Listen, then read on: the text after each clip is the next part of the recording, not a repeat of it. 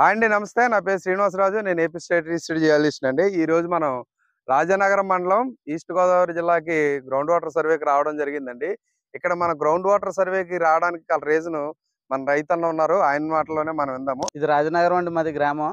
అయితే ఇక్కడ చుట్టూ వాటర్ పడుతూ ఉంటదండి. అయితే ఎక్కడ కొట్టినా గాని అంగుళన్నర, 2 అంగుళాలు వస్తుంది. అంచేత ఈయన్ని ఒకసారి చూడమని తీసుకొచ్చాం. మాకు 3 అంగుళాలు అలా వస్తదని ఆశించి ఈయన రిపోర్ట్ కావాలని ఓకే అండి. మనకేంటంటే ఈ రాజానగరం, రాజమండ్రి బెల్ట్ అంతా అంటే వాటర్ బాడీ ఏరియా అండి.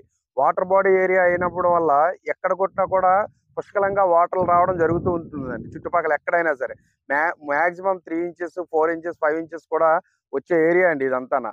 ఎందుకంటే ఇదంతా డెల్టా బేసిన్ అండి. మన గోదావరి డెల్టా బేసిన్. దానివల్ల ఏంటంటే వాటర్ చాలా పుష్కలంగా వస్తూ ఉంటాయి.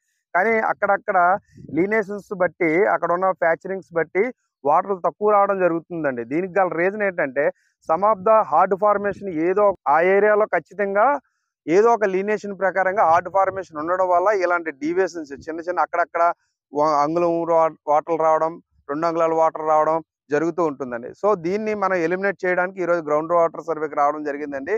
సో గ్రౌండ్ వాటర్ సర్వే చేసిన తర్వాత మంచి రిజల్ట్ ఇవ్వాలని నేను కోరుకుంటున్నాను. Thank you. బాయ్.